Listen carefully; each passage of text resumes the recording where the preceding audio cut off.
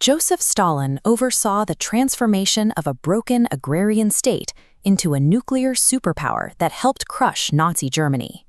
Under his rule, the Soviet Union claimed half of Europe. But that immense power came at an unimaginable cost: the deaths of an estimated 20 million of his own citizens. In 1924, the architect of the Soviet state, Vladimir Lenin, died. He left behind a fractured country with a massive, almost religious cult of personality. The young communist government suddenly had a gaping power vacuum at its center. The public and the intellectual elite largely expected one man to step into that void: Leon Trotsky. He was a high-profile, charismatic revolutionary, widely seen as Lenin's natural successor. But quietly working in the background was Joseph Jugashvili, a man who had rebranded himself as Stalin, or Man of Steel. While Trotsky gave fiery speeches, Stalin held the deliberately unglamorous administrative title of General Secretary. That title sounded like a glorified clerk, but Stalin recognized that controlling the bureaucracy meant controlling the entire country. He used the General Secretary position to systematically fire existing officials and appoint his own strict loyalists to every key position in the Soviet government. By the time his rivals realized what was happening, they found themselves completely isolated. Through pure administrative manipulation, rather than a violent military coup, Stalin secured his position as the absolute, uncontested dictator of the Soviet Union by 1929. With his grip on power secure, Stalin initiated a doctrine he called socialism in one country.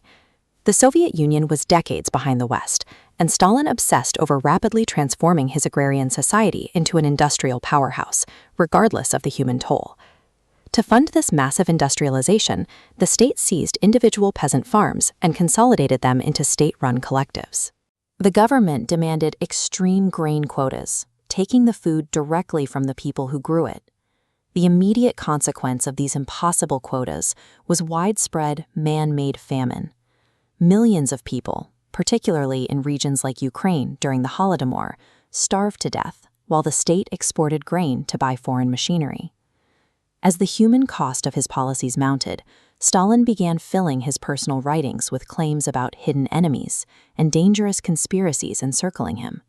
He began to view even his closest political allies as a domestic fifth column that needed to be liquidated before they could betray him. This triggered the Great Purge, a state-organized campaign of terror where the secret police arrested original Bolsheviks, everyday civilians, and almost the entire top command structure of the Red Army. Suspicion alone guaranteed a death sentence. Millions were stripped of their rights and funneled into the expanding Gulag system in Siberia.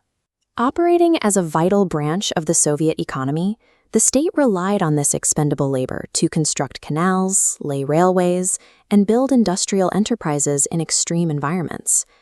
By 1939, another global war was looming.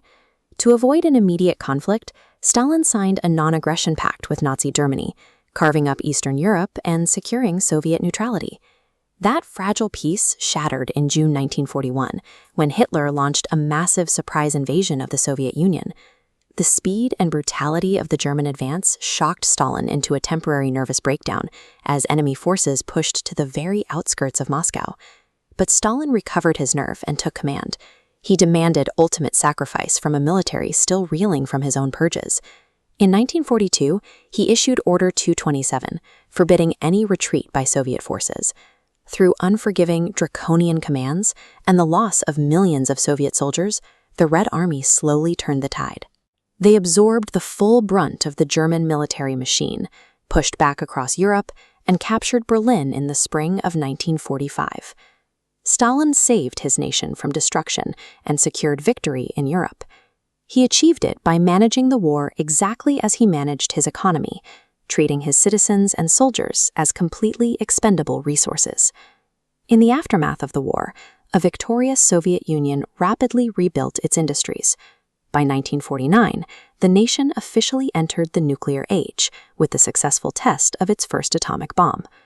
With this newly proven military might and a network of satellite states established across Eastern Europe, the USSR positioned itself as a global superpower, plunging the world directly into the decades-long standoff of the Cold War. This iron-fisted era came to an abrupt end on March 5, 1953, when Stalin died following a stroke. Almost immediately, the arbitrary state violence and internal purges that had defined the last 25 years came to a halt. When the man at the top died, the mechanism of terror he personally directed died with him. Nikita Khrushchev emerged as the new leader and actively began a process of de-Stalinization. He dismantled the extreme cult of personality and ordered the release of millions of surviving prisoners from the Gulag camps. Stalin transformed a peasant society into an industrial superpower in just 2 decades, but he did so by weaponizing the state against its own people, leaving behind deep generational wounds that Eastern Europe continues to wrestle with today.